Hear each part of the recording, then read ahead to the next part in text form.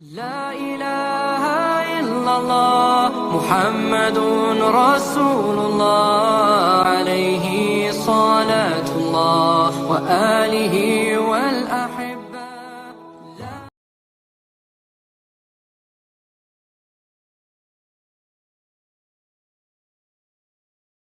Bismillahirrahmanirrahim.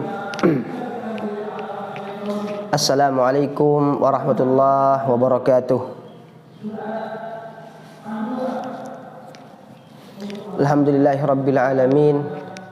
Allahumma lakal hamdu hatta tarda wa lakal hamdu idza radita wa lakal hamdu ba'da ridha. Allahumma salli wa sallim ala nabiyyina Muhammad imamina wa habibina wa qaidina sallallahu alaihi wa ala alihi wa ashabihi wa man tabi'ahum bi ihsanin ila yaumiddin. Asbahna wa asbahal mulku lillah walhamdulillahi la syarika lah, la ilaha illa huwa wa ilaihin nusyur. Allahumma la sahla illa ma ja'altahu sahla wa anta taj'alul hazna idza syi'ta sahla. Alhamdulillah, hadirin hadirat al-musyarikin, para pemirsa yang berbahagia, pagi hari yang cerah, pagi hari yang berkah. Semoga Allah Subhanahu wa taala menyempurnakan keberkahan pagi hari ini untuk kita semua. Amin amin ya rabbal alamin. Jamaah sekalian, 3 hari atau 4 hari lagi kita akan berpisah dengan Ramadan. Detik-detik perpisahan, menit-menit akhir, semoga Allah Subhanahu wa taala menjaga kita, memudahkan kita untuk bisa maksimal, dan kita semua insyaallah taala meraih husnul khatimah. Amin amin ya rabbal alamin. Tema pagi hari ini tentang hari raya Idul Fitri dan makna fitrah. Setelah selesai bulan suci Ramadan, kita akan masuk di bulan Syawal. Dan bulan Syawal hari pertamanya adalah hari Id. Hari Id bagi seluruh umat Islam di dunia. Allah Subhanahu wa taala punya hikmah yang begitu besar untuk kita umat Islam dengan adanya hari raya Idul Fitri ini. Setelah kita diperintahkan untuk beribadah satu bulan penuh, puasa, menjaga makan, tidak minum, menahan hawa nafsu, memaksimalkan doa, ibadah, solat kita yang panjang, maka kemudian rahmat Allah Subhanahu wa taala agar kemudian kita tidak berada di satu keadaan yang kemudian bisa membuat kita bosan. Maka hari raya adalah hari di mana kita bersyukur atas nikmat Allah Subhanahu wa taala. Setelah 1 bulan full kita dalam kondisi ibadah yang lebih intensitasnya lebih besar dibandingkan dengan ibadah di bulan-bulan yang lain. Demikian juga dengan Idul Adha. Ketika jamaah haji memaksimalkan semua potensinya untuk ibadah, maka Allah Subhanahu wa taala berikan hiburan di dunia sebagai bentuk kesyukuran dengan hari raya ini.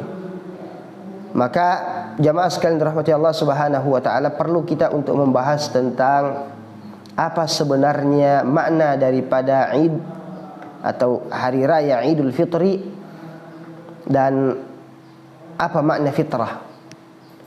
Jamaah sekalian dirahmati Allah, kalau kita bahas secara makna dulu, kita perlu untuk memilah ya kata Idul Fitri dari 2 kata yang kemudian menjadi satu kata yang dikenal. Yang pertama kalimat Id, yang kedua kalimat fitr. Kalimat Id dari kata ada ya'udu. Jadi menurut secara bahasa, Id itu artinya sesuatu yang selalu berulang-ulang. Jika ada sesuatu yang berulang-ulang, maka itu disebut dengan Id oleh orang Arab. Secara bahasa ini menunjukkan bahwa hari raya disebut dengan Id karena dia adalah hari yang selalu berulang setiap tahunnya dilaksanakan oleh umat Islam. Itu kalau secara bahasa. Kemudian al-fitr. Al-fitr secara bahasa punya beberapa makna. Yang pertama, al-fitr itu berarti makan, futur. Kenapa Idul Fitri disebut dengan hari raya fitr? Karena setelah 3 bulan berpuasa, di hari Syawal kita berbuka, kita tidak puasa, kita makan dan minum. Maka ini diantara salah satu asal mula penyebutan.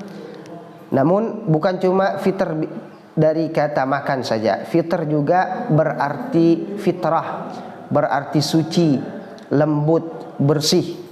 Dalam hadis Abi Hurairah, kullu mauludin yuladu 'alal fitrah, bahwa setiap anak yang dilahirkan terlahir dalam keadaan fitrah. Dikatakan oleh para ulama, fitrah di sini dikatakan sebagai orang yang selamat, sebagai dilahirkan dalam keadaan bersih, tidak ada dosa, suci.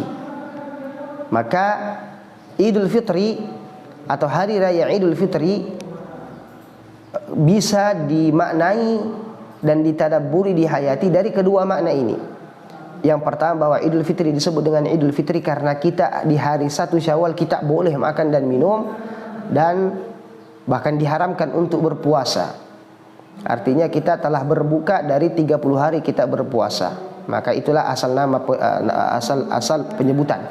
Atau, dan ini yang kita harapkan bersama, bahwa Idul Fitri sebagai hari di mana Allah Subhanahu wa taala membalas dengan kebahagiaan kepada orang-orang yang mendapatkan ampunan di bulan suci Ramadan. Dia keluar dari bulan suci Ramadan dalam keadaan fitrah, dalam keadaan bersih.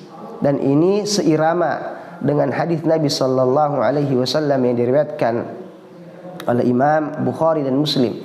Man qama ramadhana imanan wa ihtisaban, dalam riwayat yang lain, man shama ramadhana imanan wa ihtisaba, barang siapa yang berpuasa dan barang siapa yang melaksanakan qiyam, ibadah, tarawih dan yang lain di bulan suci Ramadan, imanan, karena keimanan, karena keyakinan bahwa apa yang dia laksanakan ini adalah perintah Allah Subhanahu wa taala. Dia meyakini dengan sepenuh hati, tanpa paksaan, tanpa kemalasan, wahtisaban, dan betul-betul ibadahnya hanya mengharapkan keridhaan dari Allah Subhanahu wa taala dan balasannya. Ghufira lahu ma taqaddama min dzambihi, maka diampunkan, dihapuskan dosa-dosanya yang telah lalu.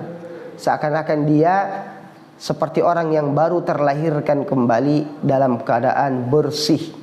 Dalam hadis yang lain dikatakan bahwa al-jumu'ah ila al-jumu'ah wa Ramadan ila Ramadan mukaffiratun lima bainahunna as-salatul khams wal jumu'ah ila al-jumu'ah wa Ramadan ila Ramadan mukaffiratun lima bainahunna idza jtunibatil kaba'ir.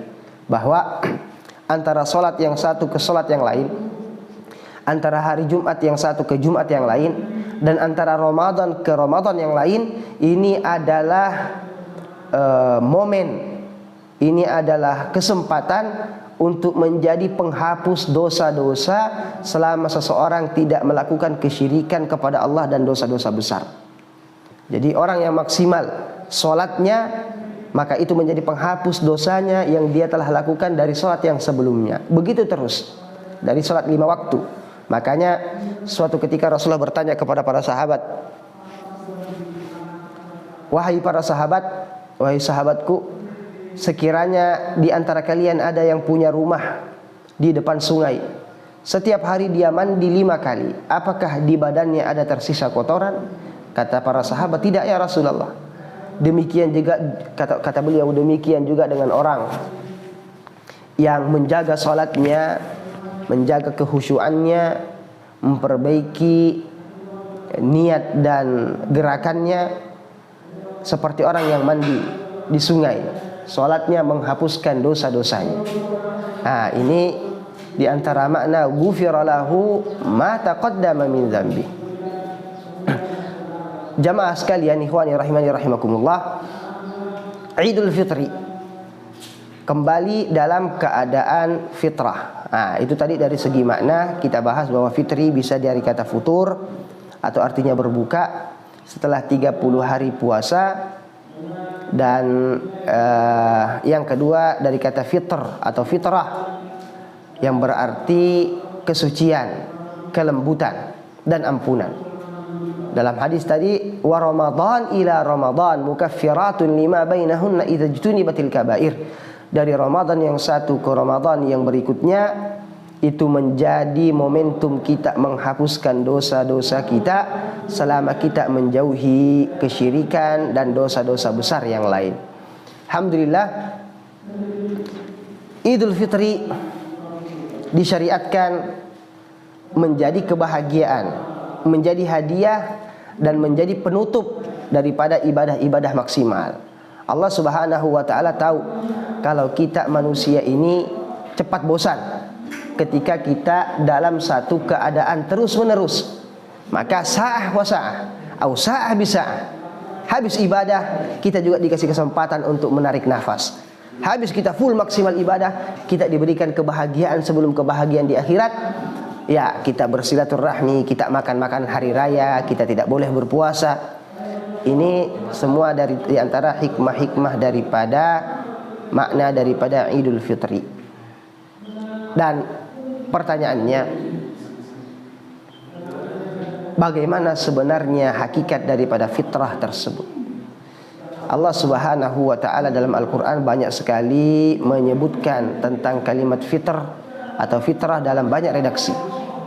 Di antara yang kita akan baca hari ini ketika Allah Subhanahu wa taala dalam surat Ar-Rum mengatakan fa'aqim wajhaka lid-dini hanifa, dan wajahkanlah, arahkanlah wajahmu lid-dini hanifa, untuk mengikuti agama yang hanif, agama yang lurus. Fitratallahi allati fatara an-nasa 'alaiha. Agama yang lurus ini adalah fitrah, adalah kesucian yang Allah Subhanahu wa taala fitrahkan, yang Allah Subhanahu wa taala ciptakan makhluk manusia dalam keadaan seperti ini. La tabdila li khalqillah.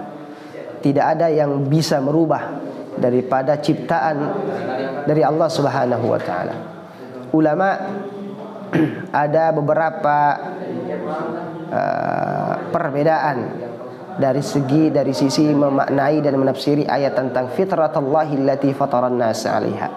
Namun perbedaan mereka semuanya bermuara kepada atau berdekatan maknanya kepada makna yang pertama, fitratallahi allati fataran nasa 'alaiha. Fitrah artinya adalah Islam. Fitrah artinya Islam, artinya murni, artinya bertauhid. Maka fitratallahi allati fataran nasa 'alaiha, semua manusia diciptakan dalam keadaan bertauhid kepada Allah Subhanahu wa taala di awal mula penciptaannya.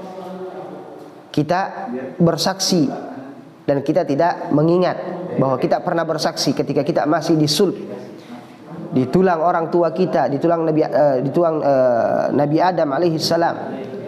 Alastu bi rabbikum, Allah memintai perjanjian dari kita, apakah aku adalah Tuhan kalian? Kita mengatakan semua bala, kita mengatakan betul, iya. Namun kemudian sebagaimana dijelaskan oleh Abi Hurairah, kullu mauludin yuladu 'alal fitrah, setiap anak itu dilahirkan dalam keadaan fitrah. Fa abawahu, namun bapaknya lah, lingkungannya lah, yuhawidanihi, yang membuat dia menjadi Yahudi, au yunassiranihi, atau membuat dia menjadi Kristen, Nasrani, au yubajjisanihi, atau membuatnya menjadi Majusi. Nah, alhamdulillah ini dari sisi makna. Semoga kita memahami tentang apa hakikat daripada penyebutan kenapa Idul Fitri disebut dengan Idul Fitri. Karena dia adalah hari raya yang yatakarrar, yang menjadi hadiah kita di setiap tahun. Kemudian fitrah juga di sini bermakna kesucian, bermakna kelembutan, karena orang yang betul-betul mendapatkan ampunan dari Allah Subhanahu wa taala, Allah hapuskan semua kesalahannya, dan ini adalah a'la amanina. Ini adalah harapan kita semua yang terbesar. Bagaimana bulan suci Ramadan ini keluar, bukan cuma keluar dan pergi meninggalkan kita, dan tidak memberikan bekas, tidak memberikan athar, tidak memberikan energi untuk kita semua. Namun yang kita inginkan bahwa kita husnul khatimah, Ramadan pergi meninggalkan kita dan kita dalam keadaan suci hati, suci keinginan, bersih hati dari dosa-dosa dan penyakit-penyakit hati yang lain. Berbicara tentang suci tadi, bahwa Allah Subhanahu wa taala Maha membolak-balikkan hati. Hati kita ini yang menjadi alamat keselamatan kita. Ketika ia bersih, ia suci, maka tubalahu, maka kebahagiaan baginya. Tapi ketika hati kita ini kemudian tidak fitrah, tidak suci, fawailul lahu, maka kecelakaan baginya.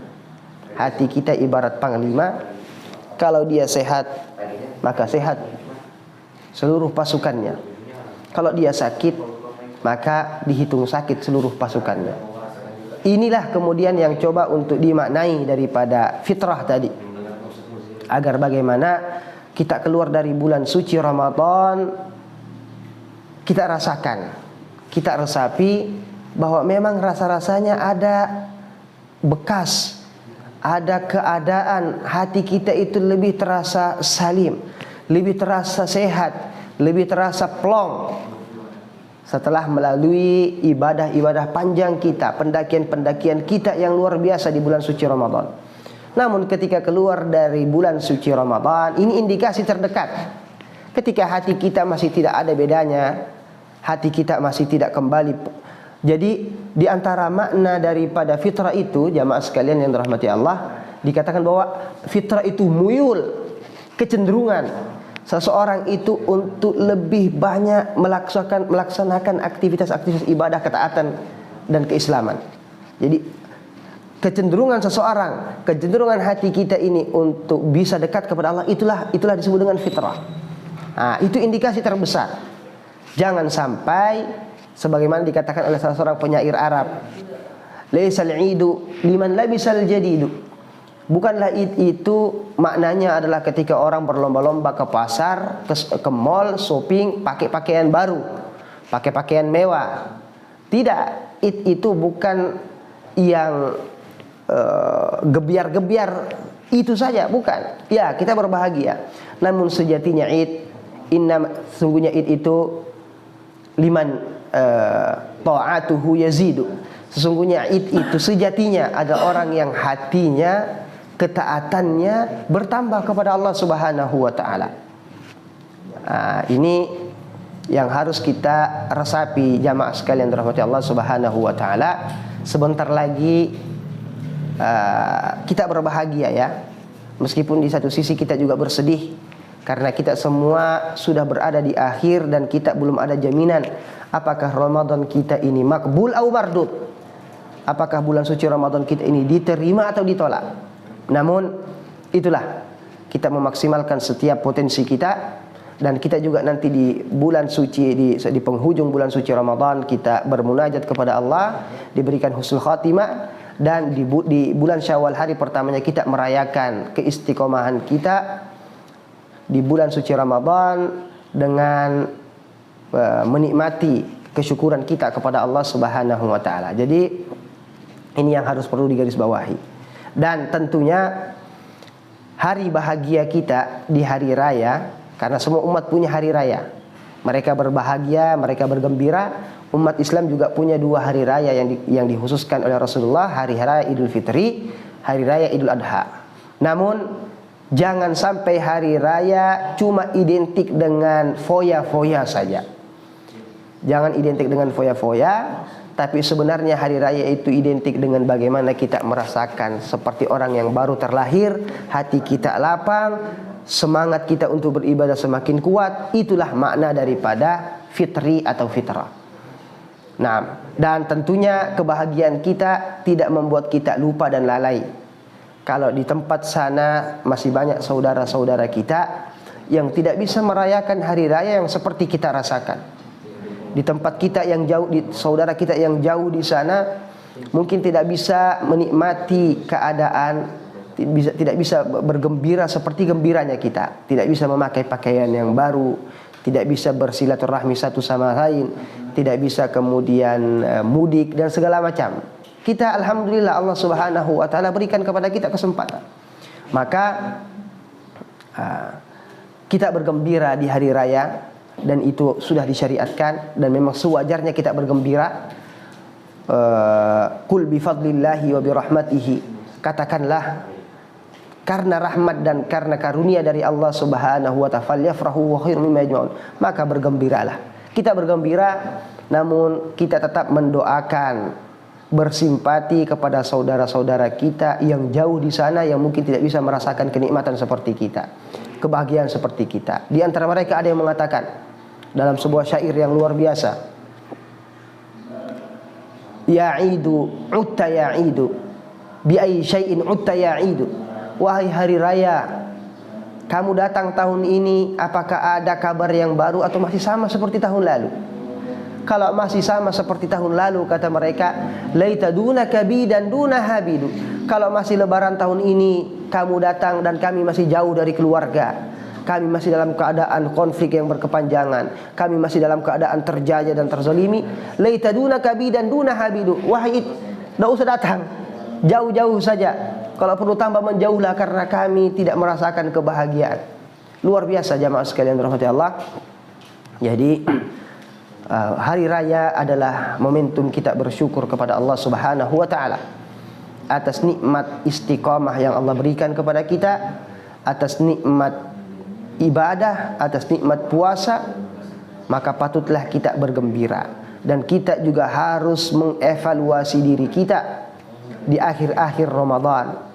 Apakah kita kira-kira ini layak untuk bergembira nanti di hari raya, ataukah kita malah seharusnya bersedih karena 30 hari berlalu kita belum merasakan ada fitrah di dalam hati kita, kita belum merasakan ada fitrah di lisan-lisan kita, kita belum merasakan ada fitrah dalam pergaulan kita, tidak merasakan ada kehusyuan dalam ibadah-ibadah kita. Karena ini semua kontras jadinya. Kita beridul fitri, tapi fitrah sendiri belum menjadi nutrisi kebahagiaan, kesucian. Kalau habis lebaran masih ada bombe-bombean, mohon maaf, mojok-mojokan, atau masih ada apa bahasanya itu, masih ada amarah, murka, jengkel dan baperan dengan saudaranya, tandanya ini fitrahnya tidak tuntas, tandanya kefitrahannya tidak tuntas. Maka ini mungkin terkait dengan apa yang harus kita lakukan dan bagaimana kesiapan kita untuk menyambut Idul Fitri. Dia akan kembali, semoga Allah mempertemukan kita, dan bukan cuma tahun ini, di tahun-tahun yang akan datang, dan tentunya panjang umur kebaikan. Tentunya kita semakin diberikan kesempatan, semakin diberikan oleh Allah Subhanahu wa taala taufik, hidayah dan inayahnya. Ini mungkin terkait dengan makna daripada Idul Fitri dan fitrah. Semoga ada manfaatnya. Astagfirullahaladzim. Assalamualaikum warahmatullahi wabarakatuh.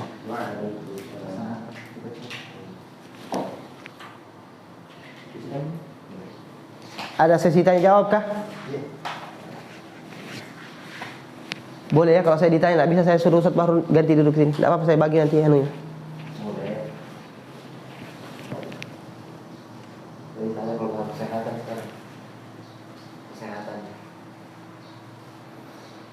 Allahumma salli ala.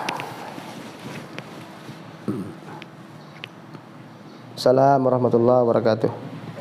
Ya. Hayyakallah, alhamdulillah. Sehat. Amin, amin, amin, amin. Semuanya insyaallah.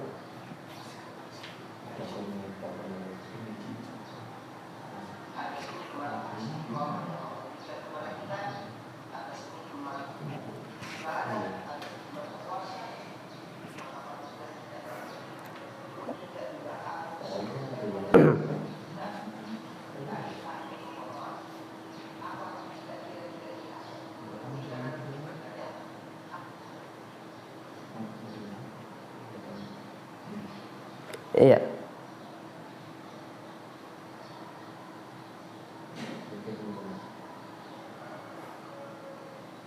Taib. Baik, syukran Mas Ruri ya pertanyaannya, jazakallah khairal jaza. Barakallahu fikum. Alhamdulillah. Ya, tadi ayat yang dibacakan betul sekali. Fattaqullaha mastata'tum. Dalam ayat yang lain dikatakan la yukallifullahu nafsan illa wus'aha. Allah tidak membebani seseorang itu melebihi dari batas kapasitas kemampuannya.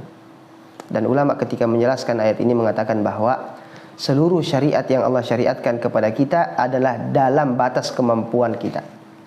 Tidak ada syariat yang Allah bebankan kepada umatnya, Allah perintahkan atau Allah larang dari umatnya, kecuali itu dalam batas koridor kapasitas kemampuan kita semua. Nah, ini yang pertama harus dipahami.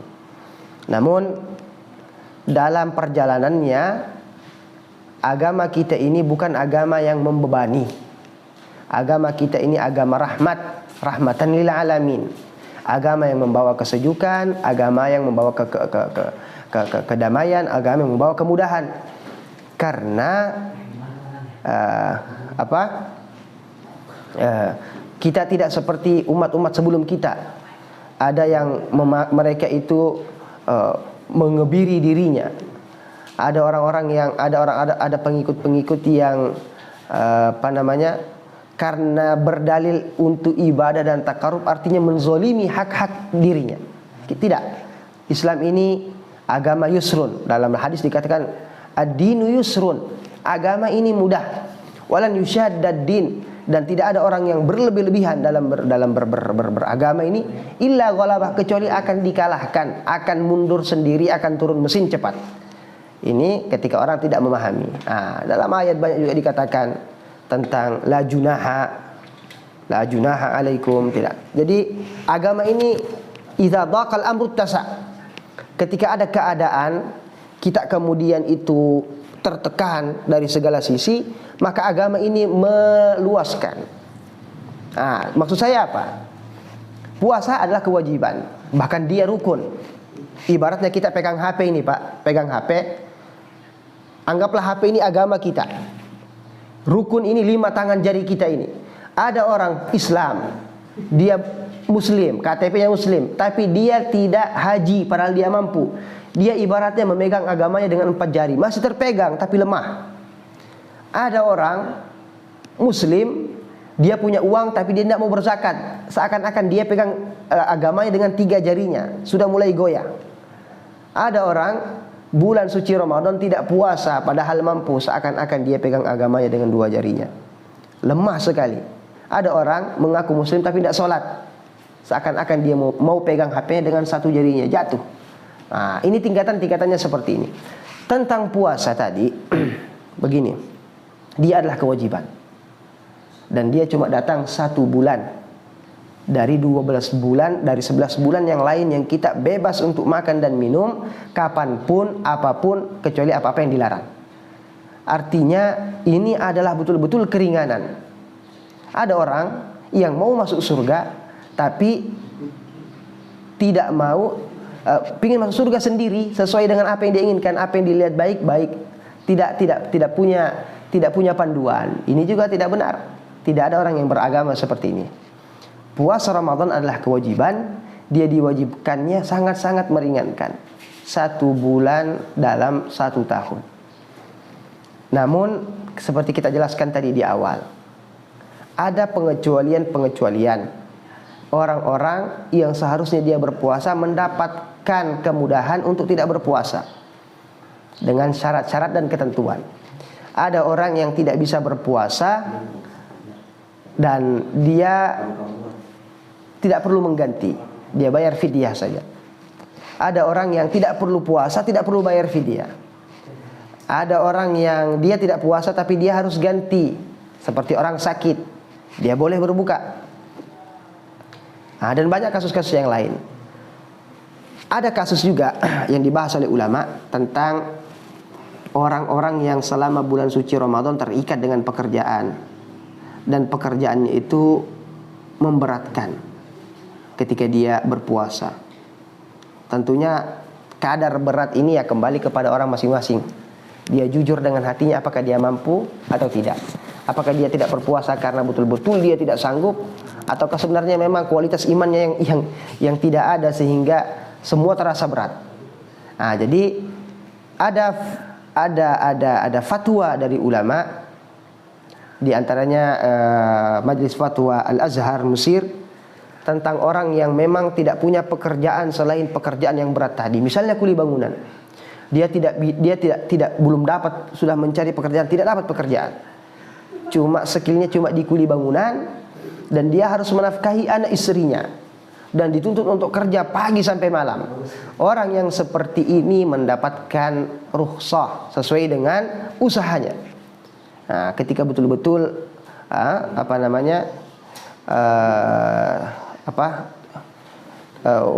rukhsatu qadar biqadariha, dan semua itu sesuai dengan tingkatan kemampuannya, maka dia boleh misalnya puasanya belang-belang, sehari puasa seperti atlet. Nah, meskipun tidak dianjurkan orang untuk menjadi atlet seperti petinju muslim, UFC muslim. Nah, ketika bertanding pemain bola misalnya, ketika bertanding dalam keadaan puasa ini, ulama ada memberikan penjelasan bahwa jika seandainya dia bisa tetap berpuasa, maka itu lebih afdal. Jika dia ditekan karena performa dan seterusnya, maka karena dia ibaratnya karyawan, dia tidak mampu untuk berpuasa, maka dia boleh untuk berbuka dan dia ganti nanti membayar kafaratnya nanti setelah bulan suci Ramadan. Ini dalam keadaan tertentu yang darurat. Nah, iya seperti tadi. Tapi kalau belang-belang puasanya tidak juga kerjanya di dalam kantor, tidak terlalu menguras keringat. Nah, ini sebenarnya bukan uzur. Ini bukan uzur, dan seharusnya kita lebih bertakwa kepada Allah Subhanahu wa taala untuk berusaha sekuat tenaga menjalankan apa yang Allah perintahkan, karena sesungguhnya di belakangnya ada kebaikan-kebaikan yang tidak terkira, yang mungkin tidak kita lihat secara kasat mata. Ya, kurang lebih seperti itu anunya, Pak. Jadi kalau puasanya belang-belang karena alasan yang tidak ada dan alasan yang tidak dibenarkan, maka nanti fitrahnya juga belang-belang, hatinya juga belang-belang, bukan putih saja tapi putih hitam coklat, gado-gado. Tapi kalau betul-betul belang-belangnya karena ada uzur, ada alasan yang insya Allah dibenarkan, dan dia tahu dan dia punya argumen antara dia dengan Allah Subhanahu wa taala, maka insya Allah Allah Maha Pengasih, Allah Maha Penyayang. Kalau dia punya waktu kesempatan di selain bulan Ramadan, maka dia ganti. Kalau betul-betul tidak ada kesempatan, maka falyattaqullah mastata'u, maka dia bertakwa kepada Allah sesuai dengan kemampuannya. Fattakullah mastata'tum, bertakwalah kepada Allah sesuai dengan yang kalian mampu, bukan dikembalikan kepada setiap orang. Nanti masing-masing punya pemahaman, oh saya mempunya puasa 1 hari selama 30 hari, saya mempunyai 2 hari aja. Enggak seperti itu. Maksudnya di sini ayatnya adalah fattakullah, bertakwalah kepada Allah sekuat kemampuan, mastata'tum, apa yang kau sanggupi. Ulama menjelaskan bahwa semua syariat yang Allah perintahkan dalam batas kemampuan kita. Iya, ini mungkin jawabannya. Wallahu ta'ala a'lam. Mohon maaf kalau kurang jelas penjelasannya.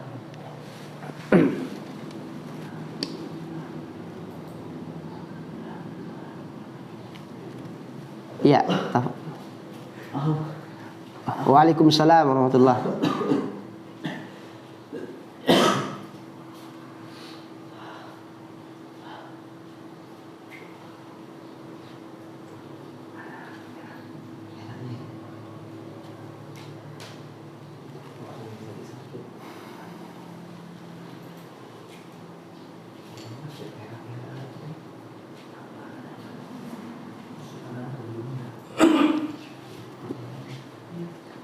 Betul.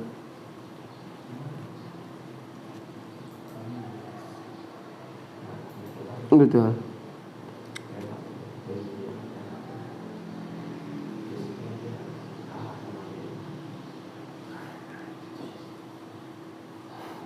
Iya.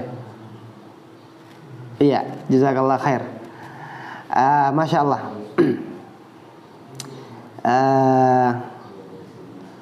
Allah Subhanahu wa ta'ala Maha Pengasih, Maha Penyayang. Di antara sifat yang pertama kali kita baca ketika membaca Al-Quran, sifat kasih sayangnya Allah yang pertama kali kita dengarkan dan kita baca.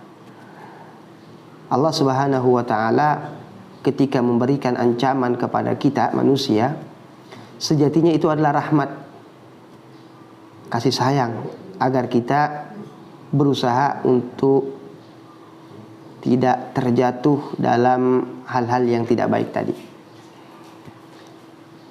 Setiap apa yang Allah Subhanahu wa ta'ala sampaikan kepada kita daripada ancaman-ancaman tersebut, itu menambah kehati-hatian kita. Namun pertanyaannya, apakah ketika Allah sudah memvonis bagi yang seperti ini maka baginya balasan siksa seperti ini, itu berarti bahwa kalau begitu cuma ada dua kemungkinan, hitam atau putih, siksa atau nikmat.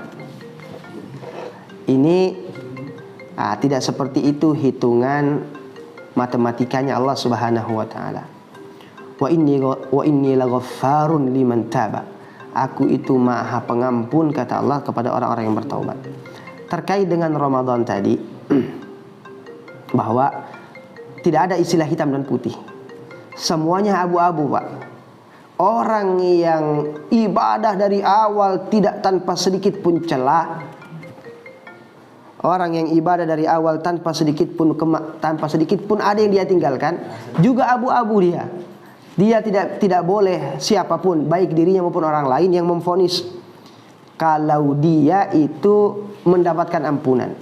Ini indahnya, Pak, indahnya Ramadan.